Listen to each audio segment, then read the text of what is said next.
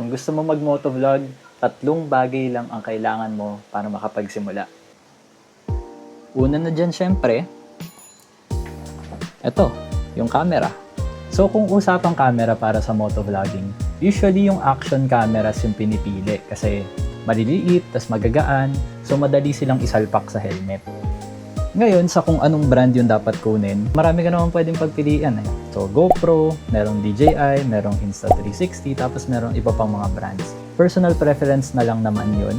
Pero ang importante ay gamitin mo kung ano yung pasok sa budget mo at kung ano yung madali para sa yung gamitin. So, para sa akin, ang gamit ko ngayon, ito ay yung GoPro Hero 10.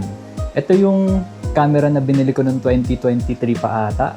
So, 2 years na to sa akin. Pero hindi ko pa pinapalitan kasi ito yung nakasanayan ko, ito yung komportable akong gamitin, tapos marami na kami napagdaanan kaya wala pa akong balak actually palitan to. Kung ikakabit na natin sa helmet yung camera, dati ang gamit ko ito, yung parang may pandikit.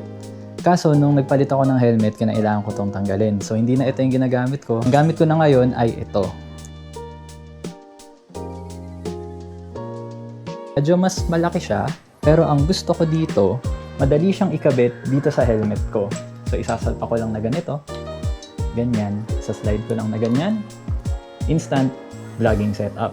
So, kung may camera na kayo, actually, pwede na kayo mag-start mag-vlog eh. Pero kung mas style nyo yung ganito na nakikipag-usap sa camera or yung gusto nyo habang nagre-ride kayo, may naririnig yung sinasabi nyo, yung susunod na item ang kailangan nyo para mas mapaganda yung vlogs nyo. Yun naman ay yung audio. Ngayon, ang gamit ko ay yung bagong DJI Mic Mini. Pero bago lang to eh. Hindi ito yung ginagamit ko pang vlog talaga. Ang gamit ko ay ito. So, simpleng mic lang siya na may attachment para sa GoPro. Nabili ko lang to sa Facebook Marketplace ng nasa 400 pesos kasama na yung adapter para sa GoPro. Ang laki nung impact dun sa audio quality ng mga vlogs ko. Ayun, nakuha ko na yung pag-grip niya. Nasaan yung helmet mo? Nako!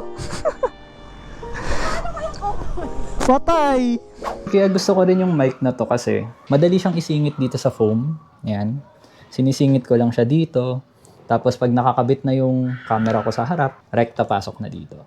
Kaya ang suggestion ko, kung gusto niyo makipag-usap sa vlog, gusto niyo yung style na parang may live commentary o voice over na nangyayari, kumuha kayo ng mic. Actually, at this point, pwede na kayo mag-motovlog eh. Okay na yan, kompleto na yung gamit nyo. Pero, merong isang aspeto ng motovlogging na sa tingin ko ay importante para sa mga beginners na makuha habang nagsa-start pa lang.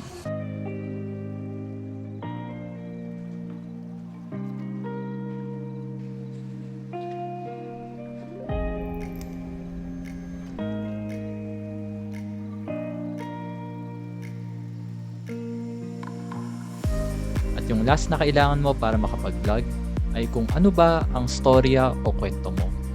Ano ba mga kwento yung gusto mong i-share sa pagbablog? Ito yung mga nararamdaman, naaamoy, nahahawakan, natitikman. In short, ito yung mga naranasan natin na gusto rin natin i-share sa iba. So ikaw, anong kwento ang ibabahagi mo? Ako po si Jay Zomoto. Thank you for watching and as always, cheers!